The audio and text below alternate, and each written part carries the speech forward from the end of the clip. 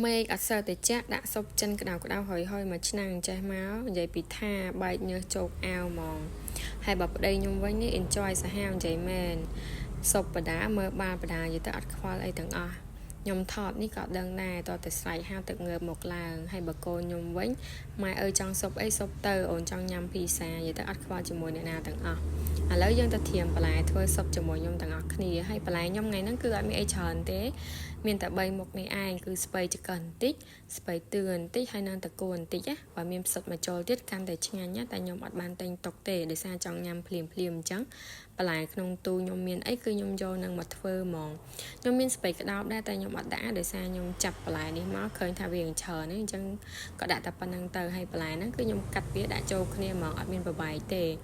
កាត់ហើយគឺខ្ញុំយកទៅលាង3-4ទឹកបន្ទាប់ពីលាង3-4ទឹកហើយខ្ញុំត្រាំជាមួយនឹងទឹកខ្មេះចោលមកសន្ទុះទៀតណា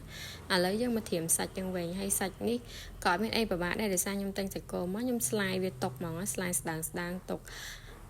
ដល់ពេលញ៉ាំគ្រាន់តែដួសវាមកចំណែកមកដាក់ចានទុកអាលាយទៅហើយសាច់ជ្រូកនេះវិញក៏ដូចគ្នាដែរខ្ញុំទិញមកហើយខ្ញុំ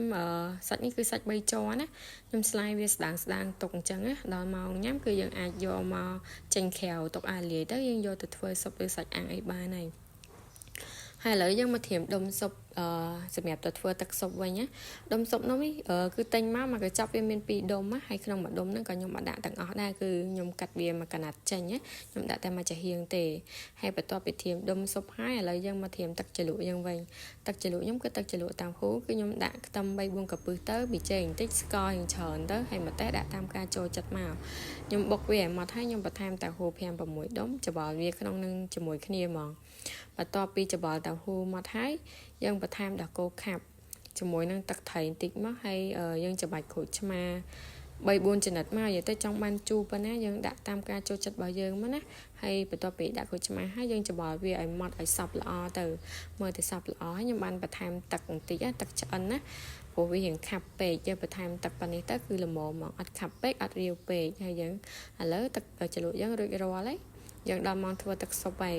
អត់មានអីពិបាកទេដាក់តែឆ្នាំងមកបើកភ្លើងហើយដាក់ដុំស៊ុបចូលមកមើលតលីងយ៉ាងឈ្ងុយហើយយើងបន្ថែមទឹកចូលមក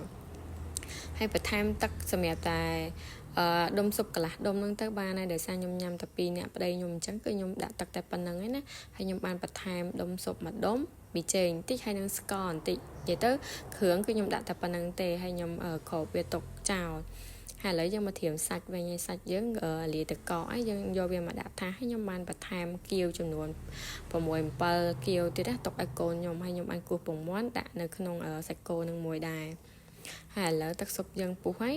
ខ្ញុំបានស្រង់កាកម្ទេសណាអាកាកនឹងចេញណាកុំឲ្យញ៉ាំទៅវាប៉ះកាកនឹងហើយខ្ញុំបានបន្ថែមដោះគោស្រស់ហើយទៅលួចដោះគោស្រស់គោមួយកំប៉ុងយកទៅដាក់ហើយបន្ទាប់ពីដាក់ដោះគោស្រស់ហើយទឹកពុះហើយខ្ញុំបានបន្ថែមសាច់ជ្រូកហើយនឹងគៀវចូលមុនណានិយាយទៅខ្ញុំងាស់គៀវហើយនឹងសាច់ជ្រូកនឹងប្រហែលជា10នាទីទៀតណានិយាយទៅដាក់ភ្លើងតិចងាស់វាឲ្យឆ្អិនល្អហើយយើងមកត្រៀមបន្លែយើងវិញយើងស្រង់បន្លែយើងដាក់ថាសមកហើយឥឡូវ